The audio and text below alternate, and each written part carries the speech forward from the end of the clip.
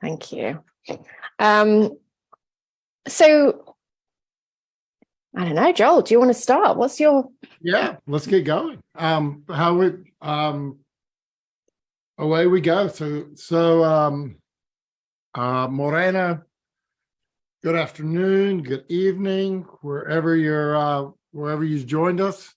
We welcome you, and we look forward to this conversation. As Kendelle was saying, our third co-host is AWOL this evening, and we're just going to jump into the conversation. So this topic, Kendelle, you proposed this topic on hope, and I know previously one of our colleagues had reminded us that a couple of years ago we did do a webinar, and hope was a part of it. And I couldn't remember it, and I haven't had time to go back and watch it. So maybe we'll talk about some of the same things. Hopefully not. We'll broaden it out. So what I'd like to do actually is, one, I want to encourage people in the audience, if you would like to join the panel, just message Ange, and she can send you an invitation. Or if you have questions or you just want to join the conversation, just come on in, because what I know about hope, and historically, even going way back to my psychological educational days, hope was always a positive factor in outcome. And the installation of hope was something that I was always encouraged to do with the people that I work with, that I sometimes have to be the carrier of hope when somebody's feeling hopeless. I can't say I've immersed myself into the literature other than looking around a little bit, and it seems that there is some data around hope and outcome across medical settings as well. But that's where I'm at, Kendelle. I'm really interested in what inspired you to this topic, and what your thoughts are. Yeah. Well, before I start, Larissa's saying it's hard to see you. She's obviously wanting to see that face of yours. I got really bad lighting in here, and I'm sorry about that. And it's dark outside, so I don't have any natural light. I'll putter around with the lights and see if I can rearrange things while you talk about. Yeah. Larissa, I think it's just because the middle of the night, Sir Joel. So early morning, same middle of the night. It's still the middle of the night for me until it gets to about 11 o'clock in the morning. Why did I choose hope? Because so I'm a clinician, and I'm also a trainer and supervisor. And over the last year in the UK, a lot of the supervision that I've been doing, a lot of clinicians, so I supervise people like social prescribers, therapists, people who work in probation, various different people, as I'm sure all of you do. And with the COVID and then the cost of living crisis that's been happening in the UK and around the world for various different reasons, a lot of my supervisees have been really struggling and asking me a lot about hope and where that fits when they're starting to lose hope themselves, because they're not really trained in the same way that we might be as psychologists. That's better. We've got Joel's face. That feels more hopeful. And so it really got me thinking, is hope? And where, when you're working with clients, does hope become a challenge for anybody or not? And it just made me start thinking, and my colleague and I, Susie, were talking a lot about whether hope is a verb, a noun, what is it? And I'm looking at Vince's thing as well to say that he's got a contribution. So I'll read. Oh, I'm sorry, that's my dog. Ash, do you want to read Vince while I just quiet my dog? So Vince says, sorry. Go ahead, Ange. Sorry, the Snyder definition of hope, 3 different components.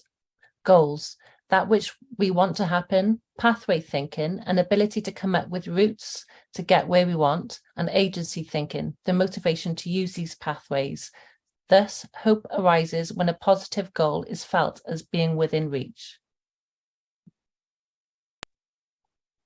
Sorry, I'm back now. I think that's amazing. What do you think, Joel?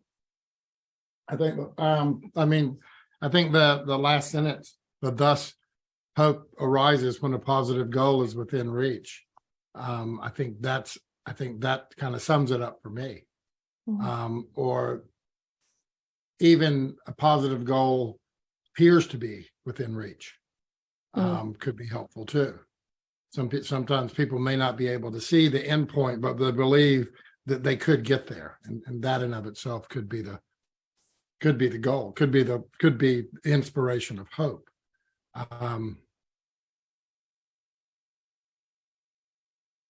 And I know also hope is in and of itself is not enough sometimes for people. Sometimes it is. I was reading a book, or I think it was the book. It was a book, and it was a historical book, and it was a military thing. And one of the guys, the officers, said, people say, I hope this works out. And he said, I hope is not a strategy. Hope is an aspiration. Hope is a desire. It's a drive. It's something that is important. Otherwise, why would you do something difficult or something that's going to be challenging or even emotionally painful to get through? Because I would hope I could get to the other side. And then when I get to the other side, I'm going to experience some benefit, some relief, some sort of goal attainment. And I was also thinking just the other day when I was thinking about this webinar, I was thinking about, is it possible, do we install false hope for people? Is there maybe that's part of the conversation we can get to? Is it even as hopeful as I am? My hope isn't enough for the person. I think it needs to be, I think if we're going to be working to install hope with people, we need to be very intentional about how we do it and make sure we're meeting the person where the person's at. Because I really struggle with setting somebody up for failure. That, as Steve would say, my aspirations for their behavior change exceed their ability. And so just being, as Steve would say, happy clappy and affirmative and encouraging and supportive and believing that they can do it. There are some people that no matter how much hope I'm holding, they can't get there. And I'm thinking right now about a young woman I'm working with who is really struggling with anorexia and bulimia. And she's kind of at the end of the road of hope after 10 years of trying to figure out what's going on with her and how to live with it. And she's had tons of treatment, which the more treatment she gets, the less hope she has. Wow. So, yeah. So what I told her is whatever treatment you had before, we're going to do the opposite because obviously it's not working. And I didn't say it with a laugh and a smile. I was dead serious. Yeah. And when we think about hope in that sense and with your client, what's her definition of hope? Because that's one of the things that really strikes me as well is what's the definition of hope? And I'm curious to hear, this idea as well of, is hope something that we just feel, or does it have to be a goal that we're working towards? Because Terry and Bill have put it in their Effective Psychologist as part of the 8 critical interpersonal skills as well. And so I'm wondering, with your client, what her definition of hope is. And welcome, Tim. Hello, Tim. It's good to see you. Oh, you're on mute. You muted, Tim. Schoolboy, well, it's lovely to be invited to chat. And hello, everyone. Tim, thoroughly I haven't- enjoyed your training in MI in groups 10 years ago, Joel. Yeah, well, the last time I saw you was in Spain, and you were doing down dog in the lobby of the hotel. Yeah, that's flashback time. Sorry about that. Don't worry. Do you want me to jump in or wait? Yeah, jump right in, Tim. Why don't you introduce So yourself a little bit and who you are? Tim Anstis, medical doctor, but really focusing on coaching. I'm just in the middle of 3 days of training of coaches on an MSc in MI and ACT and CFT and stuff like that. But love MI. That's my default option. Written some chapters on it and been involved in a few national programs. So always indebted to the various founders and trainers of MI. So like a lot of people, just love the approach, and it's influenced my career heavily. So I've been doing some work with some cancer nurses. I've done a few trainings, cohorts, one day, go away and practice another day. And we talk about hope. And I remember when I first learned CBT as a junior doctor in psychiatry, or cognitive therapy, Beck's cognitive therapy, people saying, look, one of the things you're trying to do with your first session of CBT with someone with depression is to increase hope. And we know that low hope on the Beck depression inventory, I think, is one of the risk factors predictive of suicide. So we definitely want to build hope. And I like the Schneider model, and I'm not sure if I'm getting all the elements right. But for me, there's a person, for the person to have more hope, they need to believe a particular desired future is a possibility. So the looking forwards exercise from MI, of course, if you're depressed, you may have low hope and you may not think there is a possible future, but looking forwards 6 months, a year's time, things are getting better for you, what will be going on? So there's the outcome expectancy, but then it's exactly as said, if people don't believe they can get there, then hope will be low. And I think what's MI, even the confidence scaling question, how confident are you that you could make progress towards your desired future? 3. Why 3? You could have said 1 or 2. What is it that makes you think that maybe this desired future is possible? And then We're losing you, Tim. Oh, did I drop out? Am I back? yeah. Yeah, you dropped that for about 10 seconds. Sorry. We talked about the confidence scaling question, or did I get started on that? Yeah. And then you might say, I'm just wondering what might increase your confidence, to a 4 or a 5 that you could get to where you want to go. And strength talk, affirmations, using your oars. And then you might say, can I share with you some other things that other people find helpful? So ask, share, ask maybe, or elicit, provide, elicit. So I think MI is really, really good for building hope by getting people to articulate and describe a better future for themselves, and then getting them to talk about why, confidence about getting there, building self-efficacy, that they could maybe take the steps, which may involve skill training, problem solving, a range of other things, using affirmations, maybe looking at their strengths, what's right with them, but specifically, trying to build the confidence that there is a better future for them, and strengthening this pathways thinking so they can actually see what they might need to do to increase the probability of the desired future. And specifically in cancer, there's false hope. So there is this almost down regulation for some people, because they may have, and I've done work with stroke patients as well, where the family thinks that their dad's going to fully recover and get back to work and drive again. How might you, in a way, reduce hope, or at least manage expectations? And again, ask, share, ask is helpful. What's your understanding of the kind of amount of recovery your father might be getting? Okay, can I share with you what we tend to notice? We tend to notice that when people have had the kind of stroke your dad's had, and has made the recovery dad's had, there will be some improvement, but maybe not as much as you're anticipating. What do you make of what I've just said? So again, I think MI is perfectly suited for this conversation around hope, and that's me. That's my contribution done, perhaps. That's a fine contribution, Tim, and I agree. I agree. I guess that you answered Scott McBean's question too, because Scott was curious about strategies that people use and so I'll put it back out to the audience. And some of those strategies that we have in motivational interviewing certainly can help to kindle and build hope with people if they can see something different. I mean, I guess kind of what I look for is I look for any crack of daylight to try to figure out how to increase it. You know, when somebody says they feel like they're a total failure and they can't do anything right, you know, it's like, well, you got here.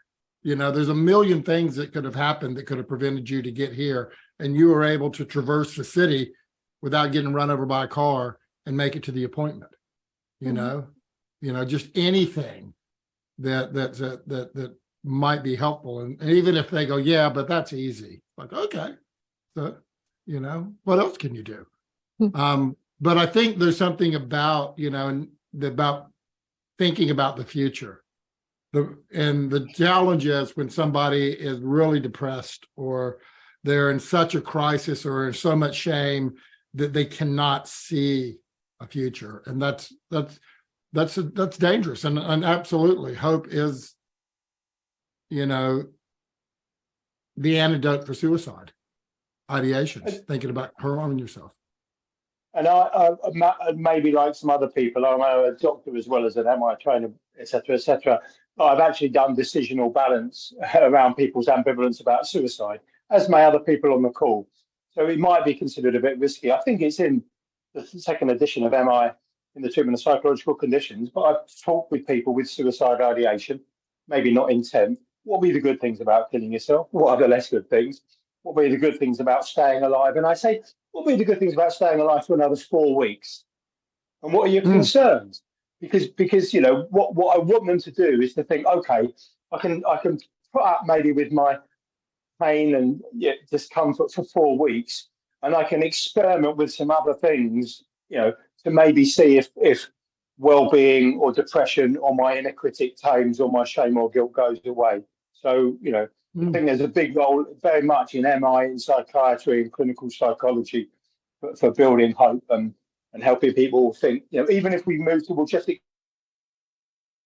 experimenting, encouraging them to experiment with a trial of something to see what happens. And you've just said something nice. How do I instill hope? And I think, you know, that is one of the principles, isn't it? In your rulers or whatever, there's, you know, encourage hope and self-efficacy is one of the principles of MI. And it's a question, isn't it, of whether hope can be learnt. And sometimes thinking about people, you know, because there's also a sense of can we teach it? Can we create an environment where hope is cultivated? And I wonder if anyone's, you know, what people think about that as well, because we can elicit it and we can try and elicit it, but also is it a skill? Yeah. Well, I was just thinking, to me, you know, it's experience, isn't it? Because if every time I hoped something would work out and it didn't work out, then my expectations would be that it's never going to work out, no matter how much hope I had. Or maybe I'm unrealistic in what I'm hoping to work out, or I'm going about it wrong, or there's some other steps I need to do before I get to that goal. But I think experience teaches hope. But I bet if we, and I'd love to do this with the audience, if we unpack it even more. I think for me as well, like I don't know if anyone else feels this, but I have a issue around hope being only attached to a goal in the future.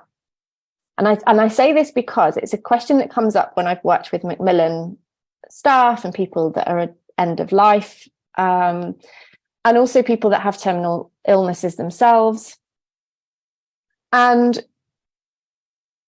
if the future isn't possible, or this idea of future, does that mean then that you can't have hope? And for me, I still believe that hope is a feeling and it can be present, and you can have hope to have it can, for me, when I'm in a hopeful state of mind, I feel very different, and it's not necessarily attached to a goal. It's just a belief that everything will be as it needs to be. And I guess I don't know. So Joel, I like your idea of an experiment to think about that. Yeah, yeah. Sorry, carry on. Oh, no. Tim was also mentioning, carrying out an experiment, but to think about a hope. I mean, how do we build hope in our lives? I don't think as a baby we're born hopeful. I mean, it's not well, I mean, I don't know. I don't remember what I thought as a baby. But it seems like food and sleep and security and nurturance are the drives, as a baby. But at some point, maybe a child who's being neglected will hope that their parent's going to come and get them when they leave them alone for a long time, because in the past they have. Is it an expectation? And just what occurred to me when you were talking, Kendelle, is it sounds something like faith in the sense of what Georgia was just saying. Then it was an expectation, and as a baby you might be hope or not be hopeful, or not even it when you're a child. Hope may not be a dominant emotion because you haven't been let down. You've got no expectation to expect anything otherwise, and your parents are going to be there and come back for you. So I guess, yeah, it's a difference between faith and hope, I think. That's really nice. Yeah, that's really nice. It's making me think. The original questions, is hope a verb? Is it a noun? And I think maybe that's a bit of the English language. It can mean different things, can't it?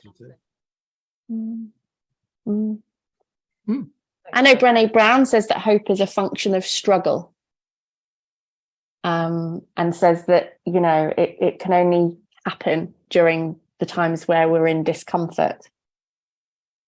And I wonder about that as well.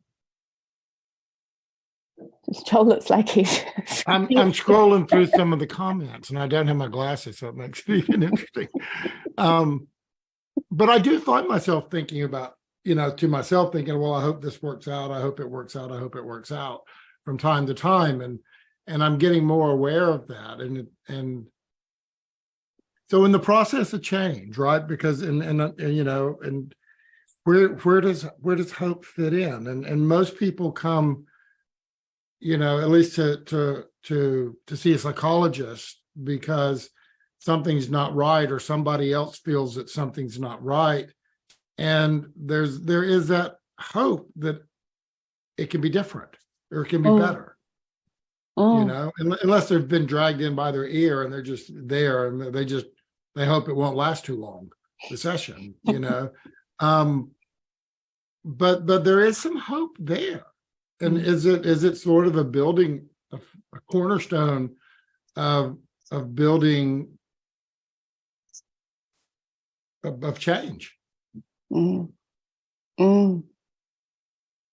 Is it essential? That there's some aspect that for somebody to make. And I can't get into teaching and coaching and medicine and all of that, but is it important? Do you have to have it in order to change, along with how does it fit with motivation, intrinsic motivation? Yeah.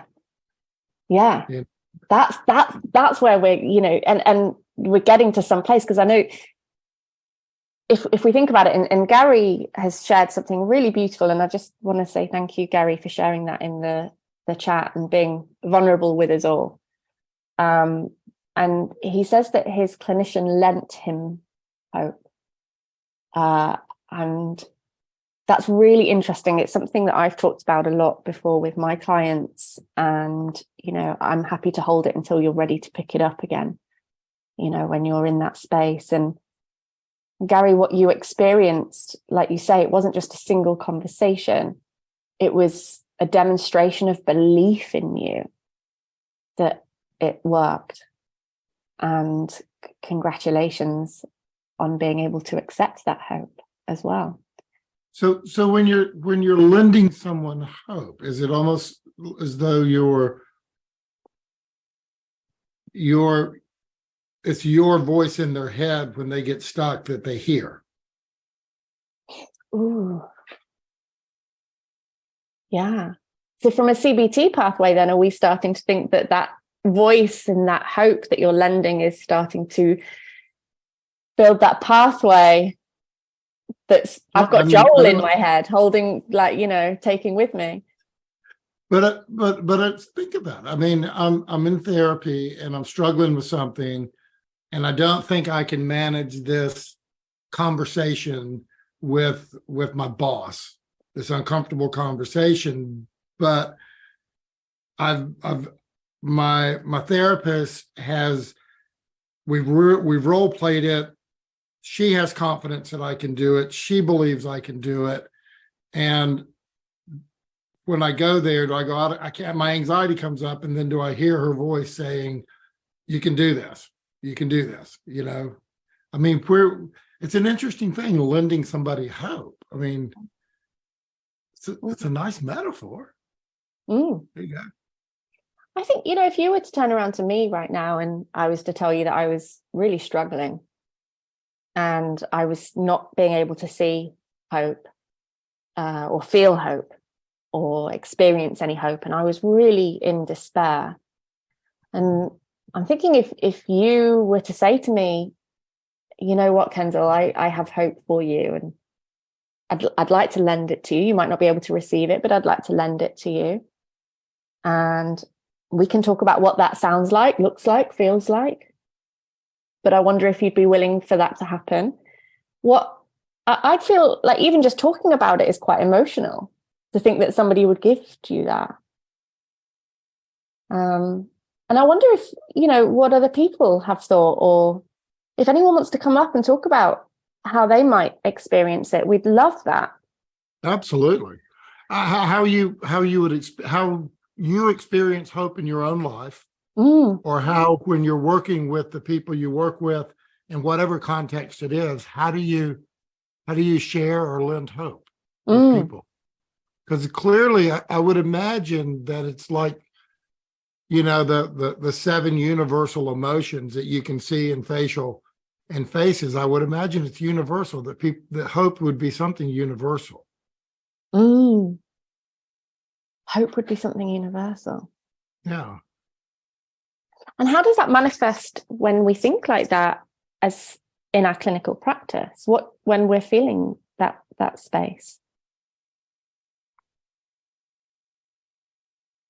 Oh, we've got Vince coming up. We've got Vince. Welcome, Vince. Hello, Vince. You're muted as well. Hello.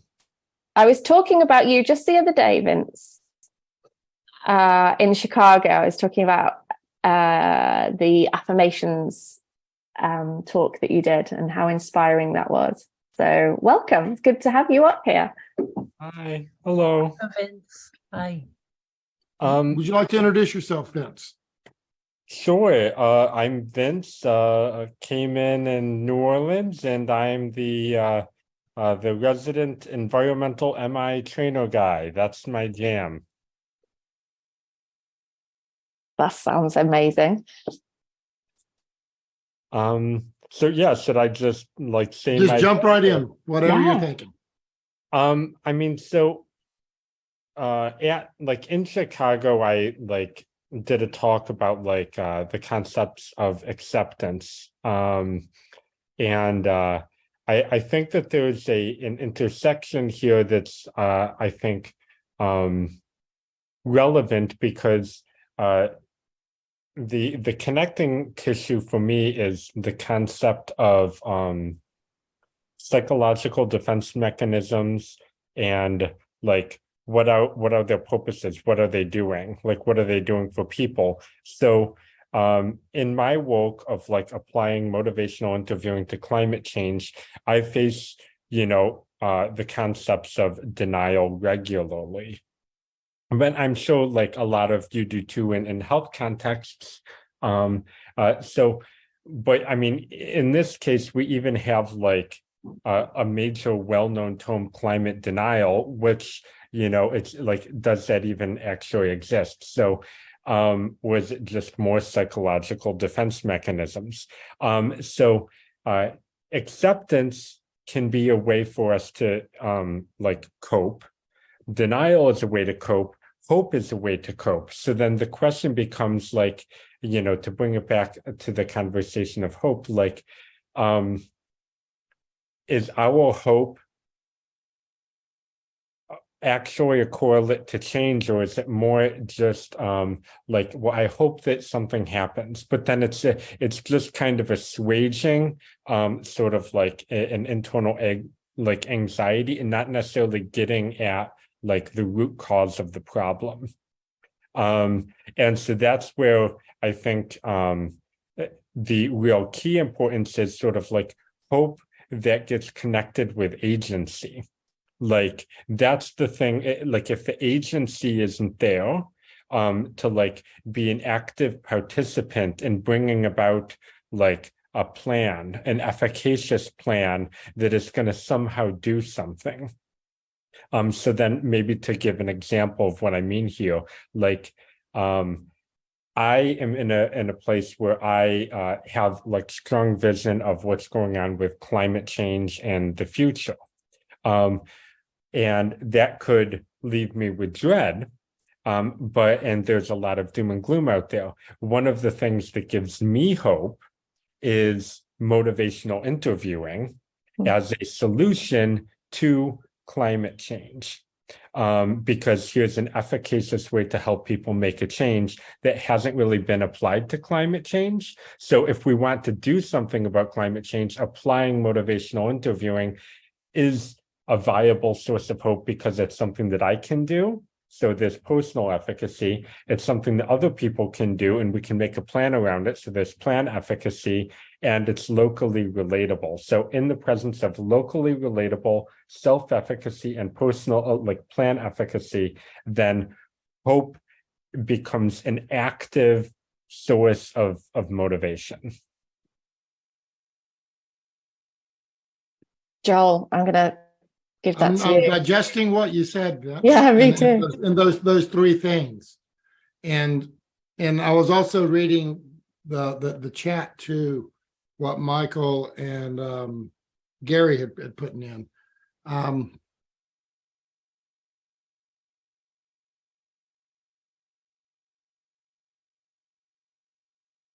And somebody had said, and it's kind of what you just said, Vince, is that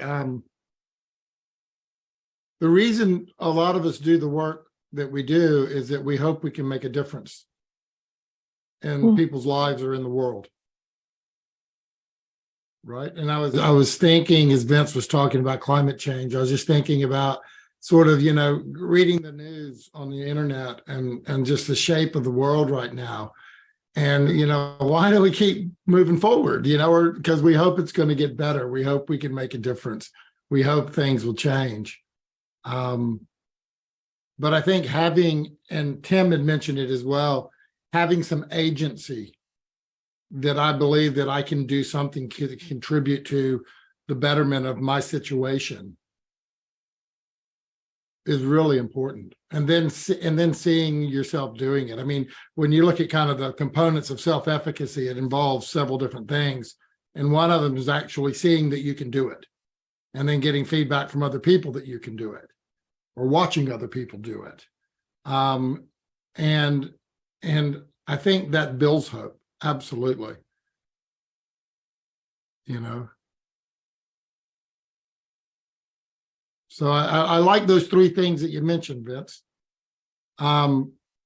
because it inspires hope in the deliverer, you know, the practitioner. And I know that you don't see yourself as a practitioner, as the agent of change, and also it allows a person to demonstrate that actually they can do it, which builds hope. We need hope like we need air. Boy, that was a powerful quote from Brene Brown. Suppose we do. You know? Yeah, because the concept of hopelessness and despair, we can't live in that state, you know, consistently. No. And I wonder about it with MI. And I think, Vince, thank you so much for saying that MI gives you hope. And it really struck a chord with me that it really can and does. I feel when I am providing my, MI, working with my clients, and I have hope for all of them in different ways, and the clinical people that I supervise. And the affirmation process is often a way to activate hope. And it's often a way for me to be able to share my hope. I'm loving Joel's face. Sorry. I have to go back in the house to get my glasses. I'm just not going to do that. It's brilliant. And so, well, let's just, as Vince has said, so self-efficacy, plan efficacy, local relatability, a form of personal agency and hope. That's where the possibility of change is. And Greg is saying that hope, even when it seemed he had no agency, or Viktor Frankl, and nothing good around him, he talks about finding that in purpose, maybe in a relationship. Yeah, I am as well, David, definitely. And David, I don't know if you want to come up and talk because of your, you've had your experience with all of the positive psychology as well, and the belief in our absolute worth of our clients is what Gary's saying, makes a reasonable sense for hope for our clients. If anybody wants to come up, just come and share. I want to just talk about Heather's point as well. Okay. She asked the question, this is to you, Joel, and Ange and the group. Where does the optimism and hope for the potential outcomes, goals, possibilities for the human we are working with affect what we as the practitioner believe, and then what we do in the conversation?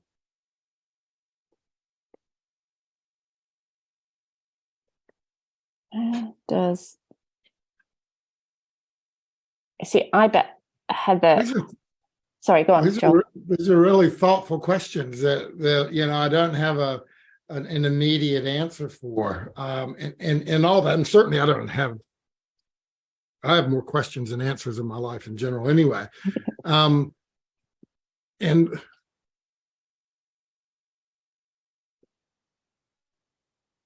I thought the question was going to go, when you started reading it, is how do as a helper, how do I manage my own self when the person I'm working with is feeling incredibly hopeless and it's taking its toll on me? Mm. Right. And I'm starting to get pulled into that undertow of hopelessness as well, too. Mm. And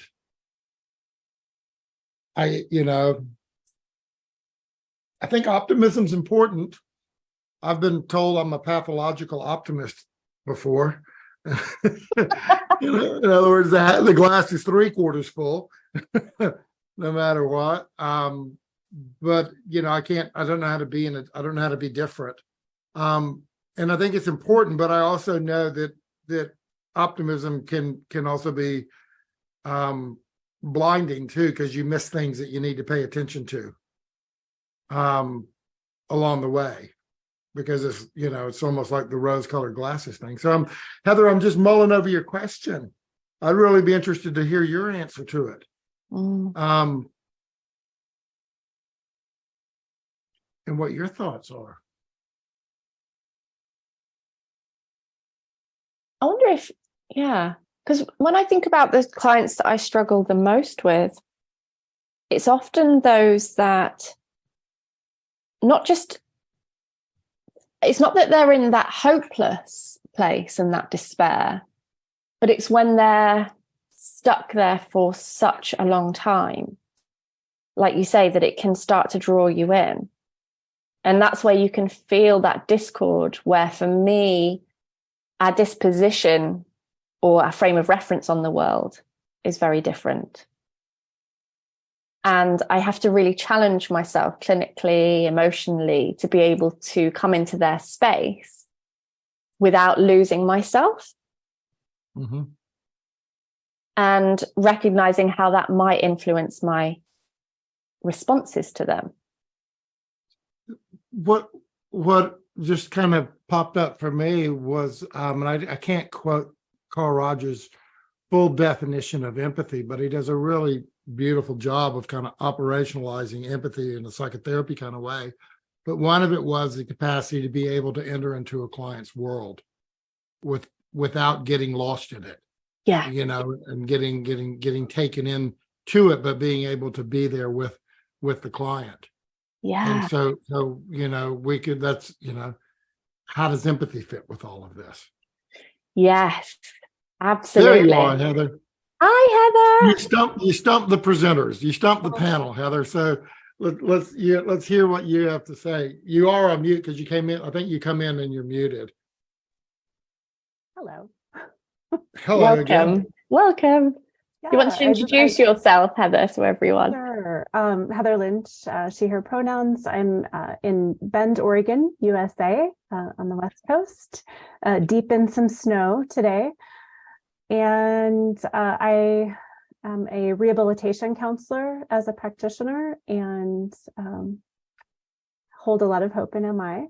I call myself a hope activator.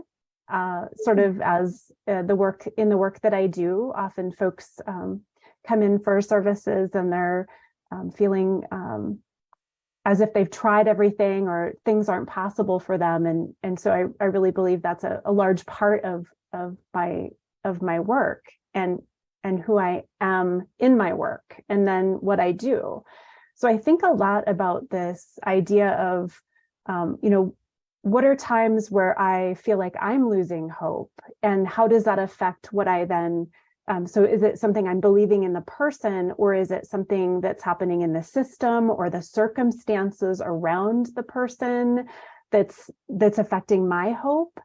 And how does that then intersect with what I actually do and choose to do with that particular person? Are there things that people present with that impact that? So it's a really complex thing in my mind, and I just love being able to sort through it with folks.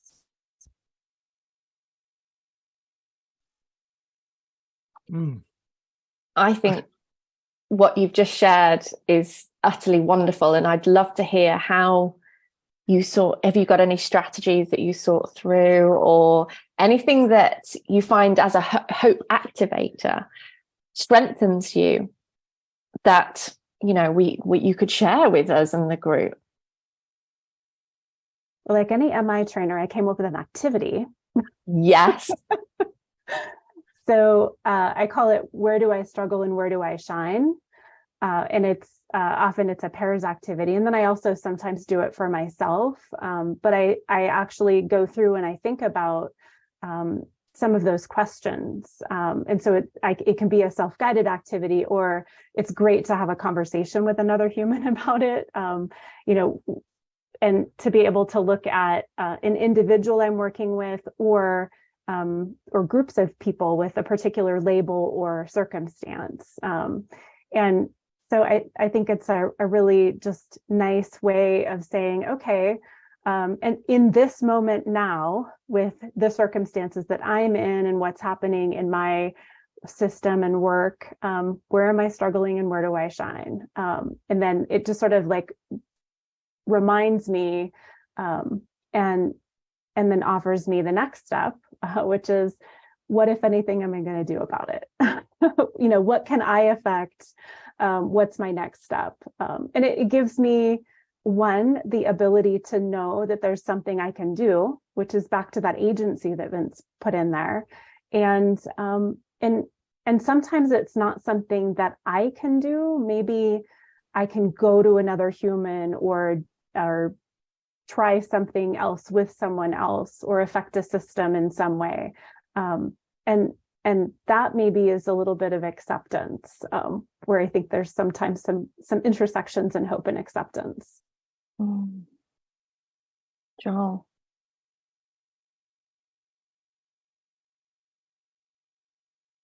It was just pouring down rain here, and this has a metal roof, and it gets kind of loud.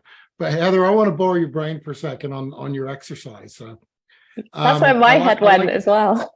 Yeah, I like where do I struggle and where do I shine? And when you do that in a training and you're working with a group of colleagues or professionals, what do you tell them to talk about where they struggle in their personal life, in their professional life, or whatever they want to talk about? Usually I focus on a particular type of person they're working with or situation or label. Like I give them kind of a menu of options to decide what they want to think about that would be useful for them. And again, I do that for myself. So thinking about right now, what are particular kinds of humans or situations that I'm struggling with as a practitioner? And where do I sort of do my best work or feel like I'm in my best flow or feel my most hopeful in my work? So again, certain kinds of situations, humans. So sometimes maybe it's folks really struggle when somebody comes in and they are dealing with a particular kind of issue that may pop up their writing reflex or maybe bring out some vicarious trauma or something else. So it's, there's a variety of reasons that particular situations or humans or labels or things might, get in someone's way. So it's just sort of that noticing. Okay. No, that's really helpful. So I'm gonna pinch that from you, and I'm gonna use it in a training today, later on this afternoon. Thank you for that. But I think that's lovely. I think it's a lovely way to do it, because as people, we tend to focus on where do I struggle, and being self-critical and looking at the things I'm struggling with. And there's something, and it's in varying degrees to culture of being able to acknowledge where you shine or things you're proud of about yourself. And that's, I've noticed, there's European countries and the tall poppy syndrome down here in New Zealand, in Australia, which growing up in the States, it's kind of different. It's okay to talk about the things you like, you're good about and you're proud of, but not too much. And I don't know what it's like around the world, but there's a balance there, and giving people an opportunity to at least say it out loud so they can hear it and have the other person, I'm assuming, kind of reflect back what they hear they're saying, is a real nice affirmation.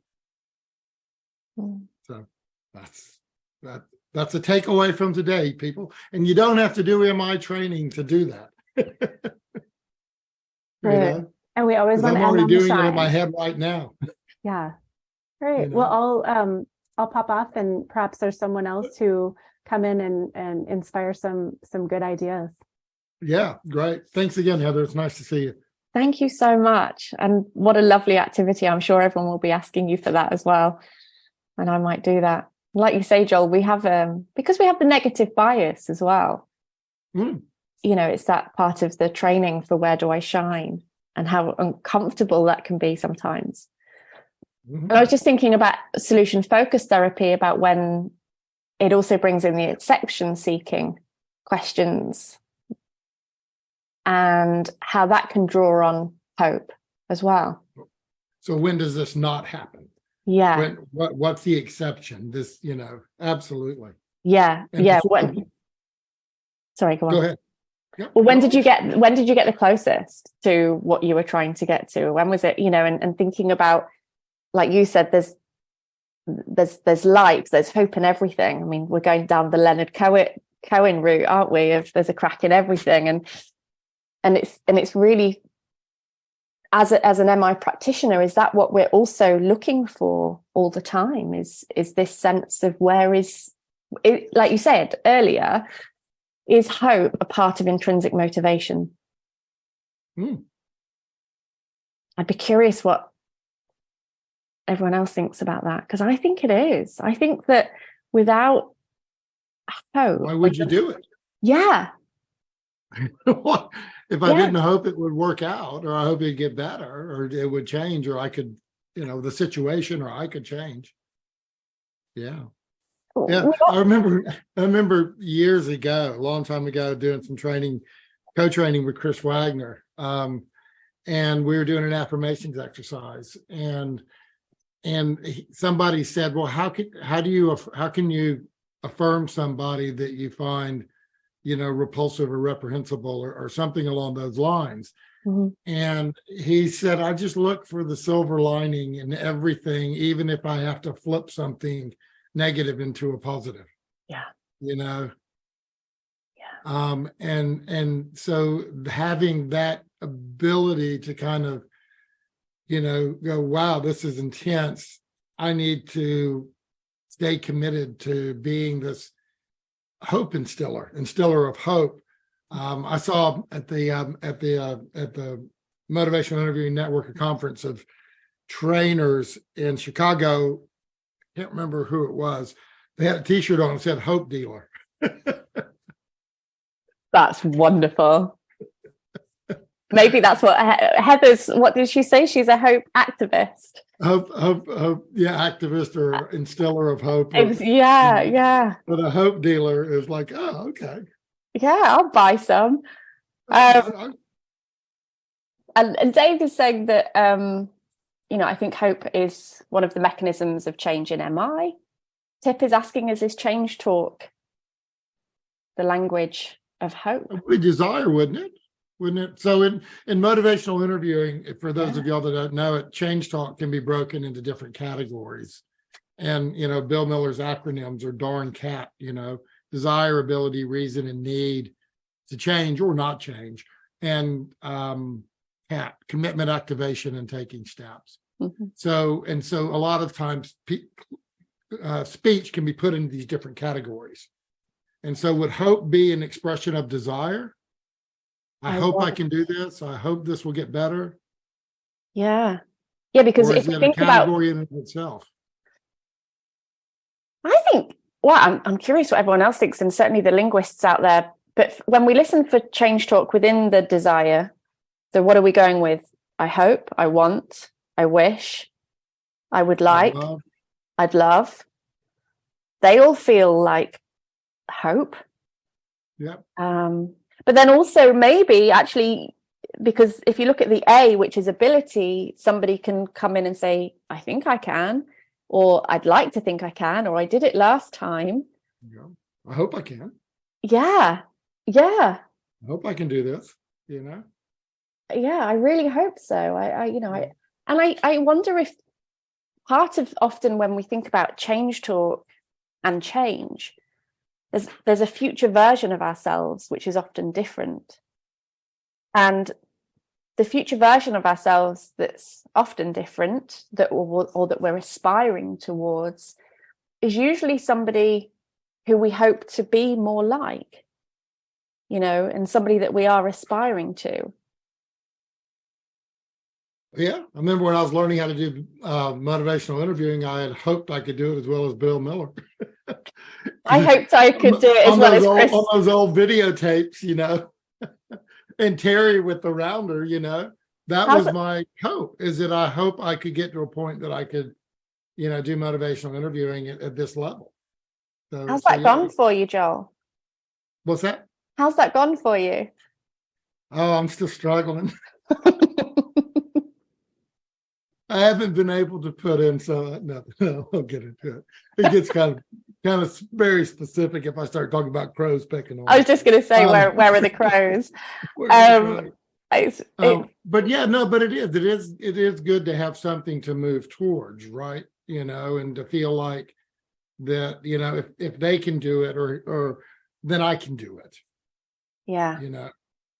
Yeah. I wonder or if I'm facing something difficult, like if I want to go, or challenging, like I want to go bungee jumping down in Queenstown, and I hope it's going to work out, right? Because I'm gonna have this big rubber band on my feet and I'm going to jump off a bridge, and I think, well, thousands and thousands of other people have done this, and they're okay. Nobody's died or that has shut the thing down, and people do it every day, right? So I hope it's going to work out, but I have the confidence and the belief that it should, because most everybody else who does this, I don't know what they feel, how they go afterwards, survive. Yeah. Right? So there's I'm a not the first collective person. hope. Yeah. I'm not the first person to do this. That always is nice. I'm not alone, because hope is Yeah. also about not being alone, isn't it? I guess. Mm. There's an aspirational element to it. Yeah. Mm. Mm. Aaron's saying, I get the feeling sometimes we are the beacon of hope for our clients. Yeah, that's Yeah. an interesting one. Because I guess as clinicians, what we're trying to do is evoke the hope from within the individual, but knowing that our clients will mirror or can mirror us. And as Gary shared his beautiful story earlier, that often we will start to mirror. I think my therapist, when she's had hope for me when I've been struggling, that has definitely been a beacon for me. Mm-hmm. And certainly an anchor of hope that somebody else has got belief in me. Yeah, absolutely. I think it plays out in group therapy, right? As a facilitator and a participant in group therapy, knowing that there are a group of 7 other people who plus 2 therapists who know me well, and and have faith and confidence in me that I can get through this relationship breakup or whatever I was experiencing at the time, is helpful. I think the more people you feel like you have in your corner, the more hope you're gonna have. I'm gonna have, right? Yeah. And somebody said earlier on the chat that hope is contagious. I can't remember who it was, so I apologize. I'll scroll back in a minute. But yeah, I think that's fair. And I think what you're saying, Joel, is if you've got more people that have got hope for you, it's a safety net. They'll catch you when you're struggling. Mm-hmm. There's an old social psychology study, and maybe somebody remembers, and it just goes back to undergraduate or graduate school, is that sometimes it was shown that if people believe that they know that they have people supporting them, that is really helpful. Yeah. That I know that I have people on my side. I know people have my back. That I know that if it all turns to custard, I have a place that I can land where people will support me. Mm-hmm. Mm-hmm. Is important. Yeah. So that goes back to this connectedness, And it links almost with what Andrew was saying when I was talking about my hope and faith. Mm-hmm. And that connectedness about faith. And I'm talking whether it's faith in those that you love, faith in a higher being, faith in spirituality. That how much is faith connected as well to hope? When I hear clients saying, I have faith that somebody's got the right path for me, when they've given almost their hope or faith to somebody else, whether that's a higher being or not. And whether that's friends and loved ones as well. So the intersection between connection, faith, and hope. I don't know. Tip's asking if offering a cup of tea, is that hope? And then, here's a cuppa for you, Tip. But also, I'm thinking, where does that connect and intersect with compassion? Because if you think about the definition of compassion, one of my understandings of it is it's the identification with suffering and the intention to alleviate it. And that's very hopeful. Yeah. Even if intention to alleviate is with empathy, by just sitting in connection with somebody. Hope seems to be intra and interpersonal, perhaps. Elizabeth saying, isn't our faith in humanity what allows us to have hope for our clients? Yeah. Now that's interesting, because when you think about faith in humanity,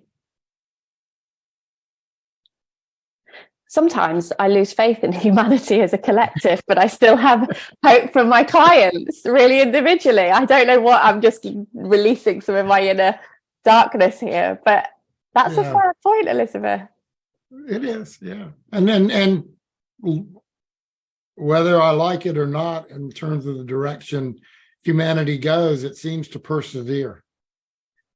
And you know, until we eliminate ourselves from this planet one way or another, we continue to move forward. You know. Nice. You know. Maybe actually, can I just say on that, is it intrinsic in us as a species to have hope, or is it just survival, or both? Thank you, Mike. Again, I kind of go back to, is it, I like what somebody said, is this something that we acquire experientially through experience and interpersonally, that, you know, we, at some point somebody tells you the word hope and tells you what it is. You know, you like I said, I don't think it's something that, maybe it is, I don't know, but maybe we don't have a word for it. But once we find a word for it, how do we become hopeful? How does hope become part of the way we negotiate our way through the world? Where does it fit? Is it, you know, and I think it's going to come, I think it's going to have a lot of different, by observing other situations, by experiencing things, by being told things. And the flip side is if, you know, for somebody who's growing up in a very tragic situation, you know, where there is no hope, and the people around them feel hopeless. I'm going back to the Viktor Frankl experiences in a concentration camp, where he could tell when someone was going to die when they've given up hope, and they would start giving away their food. You know, at what point do you lose hope completely? And I guess, you know, people that work in, you know, intimately with suicide and study suicide, that's probably something they talk about and ponder a lot. At what point does somebody lose hope? And how do you restore it once it's gone? Yeah, that as clinicians, that's where we really want to focus, isn't it? Sometimes when it's really gone in someone. But again, like you say, Steve says, is not to jump into that writing reflex or the aspiration for behavior change to be higher. You still want to meet the client where they are, but there comes a point where you can meet them where they are, but still have hope for them. Is that possible? I think Tim was describing that when he was talking about doing the sort of decisional balance with a person who's feeling hopeless. You know, I'm going to acknowledge that you're feeling hopeless, and that you know, here's some things that you've thought about in regards to, if you weren't around, how you wouldn't be a burden to people, and how people would be able to, you know, go through their day. They didn't have to worry about you. And at the same time, you know, you've mentioned these things about staying alive and what would be helpful. I mean, I think being seen in that moment is important, because it is. Our natural tendency is to say, let's not talk about those dark, bad things. Let's just focus on the good things. You know, when we start trying to inflate hope. Yes. You know, if I can just get enough affirmations and encouragement in there, then maybe that'll do it. And, you know, better than doing nothing. True. You know, but, you know, but for somebody, you know, one of the things that I've experienced in recently in talking to a family where there was a young adult son who had committed suicide years ago, and they were still feeling guilty because they felt like they missed something. Because as he was coming, as they thought he was getting better, because he'd been very suicidal, but then he started talking about the future, and all of a sudden he felt a lot better. And I remember learning, and one of the risk factors is that when people who are suicidal start acting as though they're about to go on vacation, or things are all better now, that's a real important moment. So, you know, it's an interesting thing to look at for me, because thinking that somebody has lost all hope, and then all of a sudden the commitment to take their life brings relief that they can come across as everything's fine now. Yeah. Yeah. So and are they having hope that everything's going to be better when they die for themselves and other people? oh yeah. The shadow side of hope. I don't know. It's you know, and I certainly don't mean to be dragging the conversation down to this kind of dark level, but you know, what do we do when hope runs out? You know? And like you say though, does hope run out, or does the focus become on a different goal? And I think Tip has said, you know, is hope for something different. And is suicide just a hope for something different, a hope for relief, a hope for an ending? And I think I might say their name wrong, so I apologize if I'm saying your name wrong, but is it Jaireen or Jaireen? I don't know if anyone has said that it's intrinsic. Hope is intrinsic and it's a survival strength. I think Gabor Mate would say a similar thing, that hope is within us all, even if our hope becomes a trauma response. And whether that's... Yeah. I mean, people, I mean, I do a lot of work in addictions, and, you know, people hope that they're going to get what they want from this shot of heroin or this line of cocaine or this bottle of whiskey. I mean, they hope it'll take them to a better place because where they are is just very uncomfortable and intolerable. Yeah. You know? But then is that hopelessness? It's interesting, isn't it? Like, what's the emotions that are attached to different things? Yeah. And where we're at. I'm conscious of how you're feeling, Joel, everybody. Joel has just, you know, woken up. I've finished 2 days of MI in groups, and I've got to do a whole day in CBT tomorrow. So I just want to check in. How are you feeling, Joel and group? I'm good to go. I've got a full day ahead of me. But yeah, no, I'm good. You know, to wake up and to jump into a conversation like this is kind of a treat. But at the same time, it's like, oh well, it you know, it's a deep conversation. It is. Again, I'm aware that we have people in the audience, and we had no idea that we were going to talk to this point of hopelessness and suicide. And so I'm you know, wanting to offer whatever kind of support anybody needs if this is something that's a little bit close to your own experience or your own soul. Yeah, same.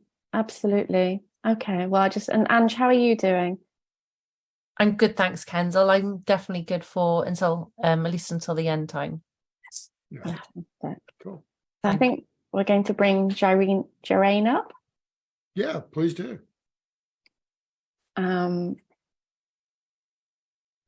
Welcome.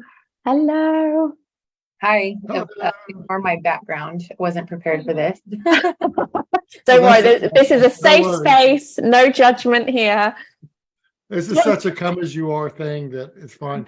Jaireen, hi. How do you say your name at first? Jaireen, Leah, like a tangerine. Okay. Well, introduce yourself. Where are you from? Yeah, I'm in Salinas, California. You might be familiar with Santa Cruz or Monterey, which is the county that I work in, Santa Cruz County. So our community is really impacted by, you know, right now, fentanyl and shelterlessness. So the field that I work in is I'm a trainer for many different approaches to serving the people that we serve, and behavioral health is where I am, addictions and co-occurring conditions. So I'm really thankful to just join in this space in my day to day. You're more than welcome. Thanks. One thing that we're really involved in right now is because we have been historically a trauma-informed organization, and now, you know, again, just those slight perspective shifts to, instead of trauma-informed, we are now resiliency-informed, and just educating each individual and then our communities and our clients as well. So community resiliency model and MI just like are beautifully incorporated together. I was minted in Estonia, and some of the names that I've seen come up here, I'm just really thankful to be part of this community. And someone in my group said this beautiful metaphor about, MI and contrasting so much with other models of like in art therapy where, your colors can just make them pop. So blue and orange are beautiful colors on their own, but together they contrast so well. And so I just love MI for that. So that's why I wanted to speak up to resiliency and hope. Okay. Yeah. Yeah. So what do you see the two traveling together? Resiliency I do. and hope. Yeah. And the hope being a muscle, and I named that because what we're focusing on expands or grows, right? And this idea it's based in neurobiology, and that's what the resilience model is about. It's about somatic tracking and noticing. Am I focusing on, like earlier it was said, my struggles or what I'm shining in, right? I have this choice at every moment. Do I focus on what I'm struggling in, or am I focusing on where I'm shining? And sometimes that shining part is just because it's about body. It's bringing the body awareness in, because in the body, when we settle the body, we can settle our nervous system and make changes, right? So sometimes it's just like this little freckle on my earlobe that is the hope, right? It's just like that one spot in the body that I can shift my total awareness to and feel the parasympathetic nervous system activating. So that's how I wanted to bring it in. Okay. Bring it in through the polyvagal system. That's where I'd like to rest my awareness. I don't know about everybody else here. Yeah. I mean, my belief is everything's connected, and there's many doorways and many ways to enter into the human experience, and whether it's biologically, psychologically, yoga, whatever you like, yoga informed. There's lots of different ways people can enter that process. Mm-hmm. There's so many different paths we're all walking, especially right now. We're in different parts of the world, and we're coming into this one place together. Yeah. Amazing. Can I ask a question then about the work that you do, which sounds incredible as well?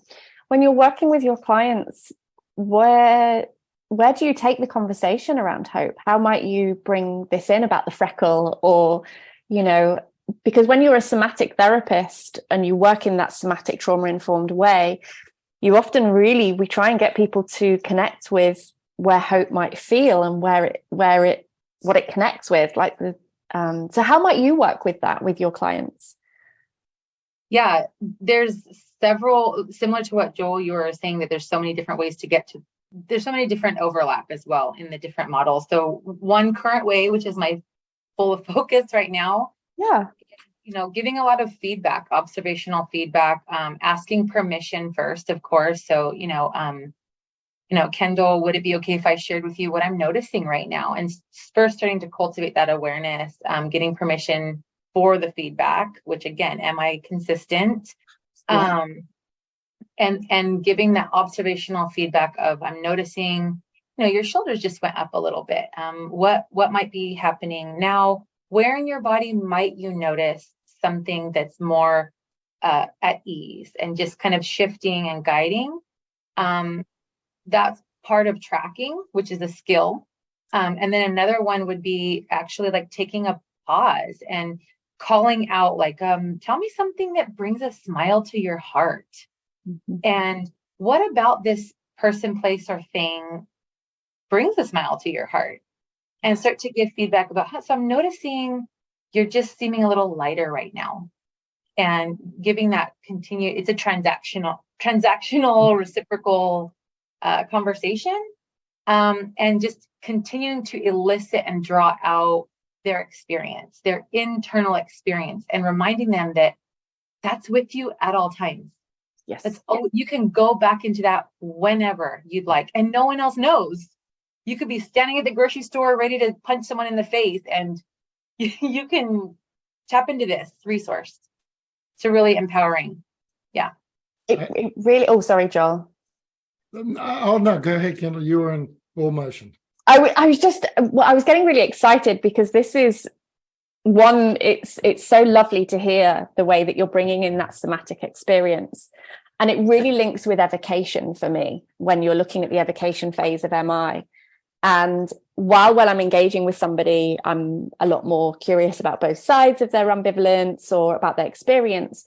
When I'm really stepping the gear into evocation, that's when what you're talking about is so powerful, because it's really evoking the cognitive and the emotional motivation. And that's so beautiful around change, around relapse prevention, and those tools. And I just really wanted to share, thank you for bringing that in, because it really highlights the power of the somatic approach with MI. Yeah. And if I can just kind of tie all of this with one last piece is that, we've been kind of going back and forth with what is hope, finding this common language and our perspectives. And that's a big part of it. Sometimes I come into these MI discussions and we're leaving with more questions than, justified answers, right? And so with this idea of this transactional awareness and evocation and experience and feedback with the resiliency model, I think that it really empowers an individual to experience, even in that 1 second, that they might have some relief. And that, I know Steve, I was part of Steve Malcolm-Berg-Smith training, and he mentioned about leaving the little piece of sand in their shoe. And that's that piece of sand that I felt like my heart opened just for a minute or a second. And that's all we can do. So thanks. Beautiful. Joel, you were going to add to that. No, Jareen, you have me agreeing with you. And I think part of what you offered was what can we do when hope runs out? And the thing about just trying to get them to shift into their body and connect it with something real and a feeling is, you once you step in that stream, it's changed. That's there. That's with you. You've experienced it, and it's real.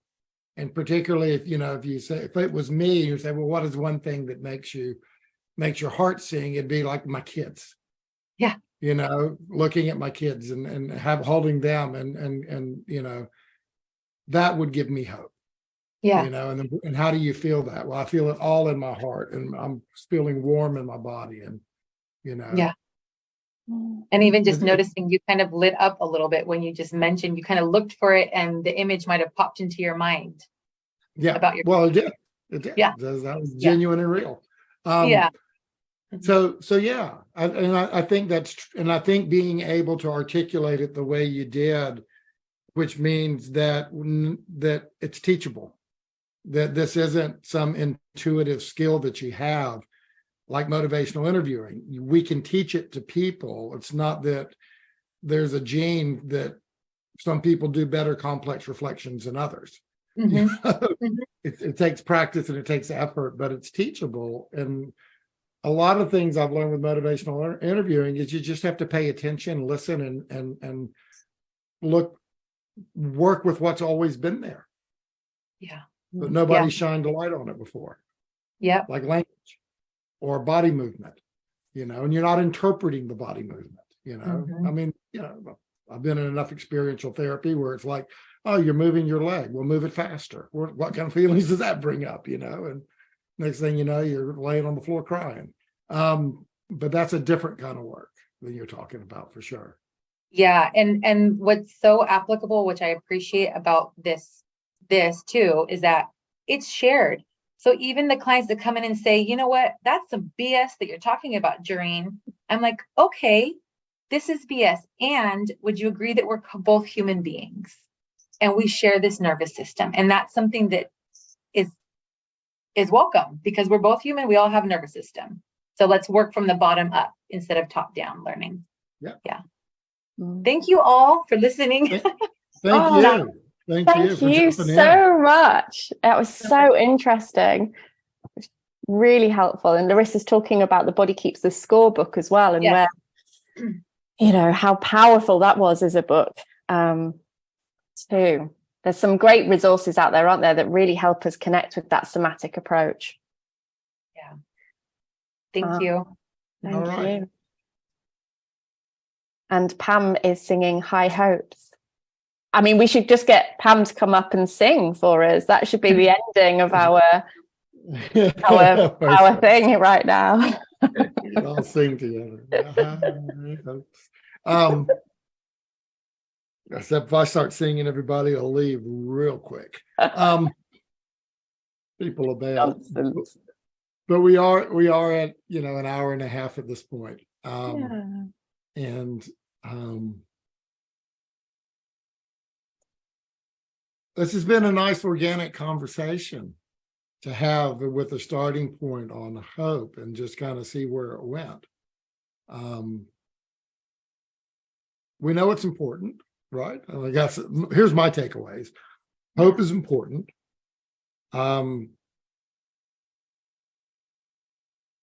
It's something that can be shared.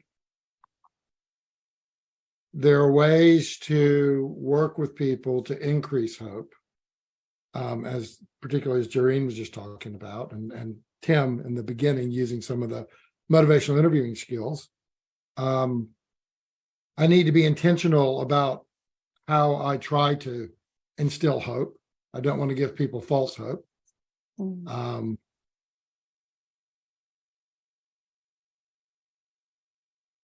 And what else? What are your takeaways, Kendelle, and then Ange?